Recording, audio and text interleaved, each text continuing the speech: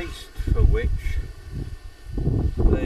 one of the artefacts that was taken out of here together with the Ringlemere cup was a pair formed number 10 in the top treasure list of prehistoric Britain. So this is where the Rillerton cup was found. Now, as is typical in Cornwall, it was found in 1837, but somebody put in a book that it was found in 1816. 20 years after publication, half the books were carrying the date 1816, half the books were carrying the date 1837, which caused complete confusion to modern day archaeologists. And it was only when the British Museum took the Ringlemere cup in that they realised that it was so like the Rillerton cup that they really ought to go back onto the Rillerton landscape and work out what was going on the Rillerton landscape and how were two cups of such similar style found 300 miles apart. So Jackie Nowakowski, one of our archaeologists, was put to do research, and in the Devon Record Office, I think, found a letter and a drawing done by a person who actually saw the cup come out of here in 1837. So at last we solved the problem. Now somewhere one of my men is carrying right, just hang on to those a minute. So if we start here, this is a group of stoneworkers and miners in 1837 digging into the middle of this, which is where they expected to find some sort of treasure, and they found absolutely nothing. However, the 22 barrows on Caradoc Hill,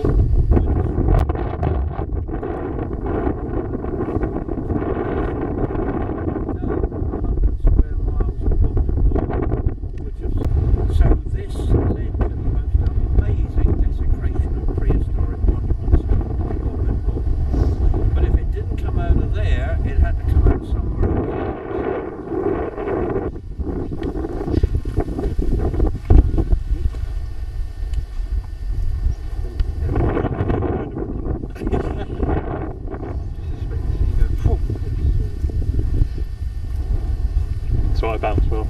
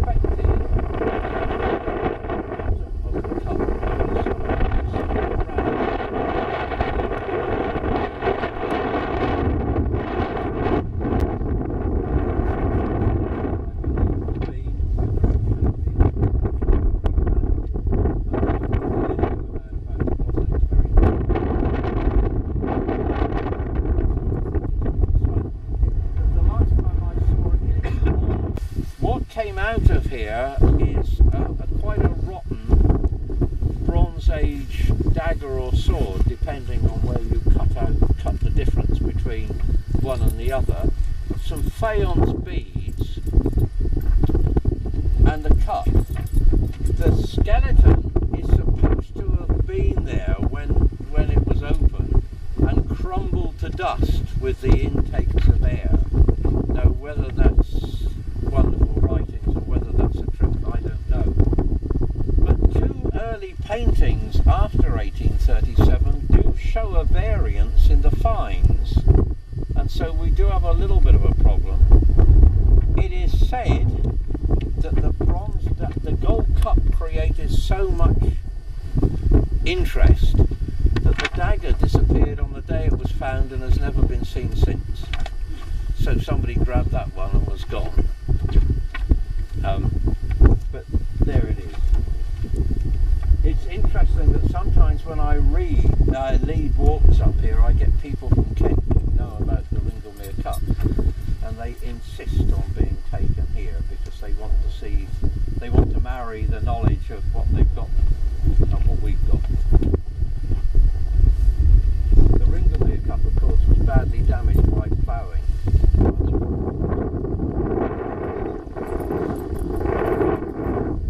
A story which Craig Weatherhill says predates the finding of the cup. A legend story says that if you approach this hill towards evening, this barrow, you will get an increasing thirst. And you've got one already, have you? Right. and he'll come along and recognise that thirst and offer you a drink. And as you are about to take the drink, he will warn you that unless you can drain the cup absolutely dry, illness will befall your family. Now, Craig Weatherhill is engaged with that story because the Ringlemere Cup, as you see, is corrugated, and to drain every last drop from a corrugated cup would probably be an impossible circumstance.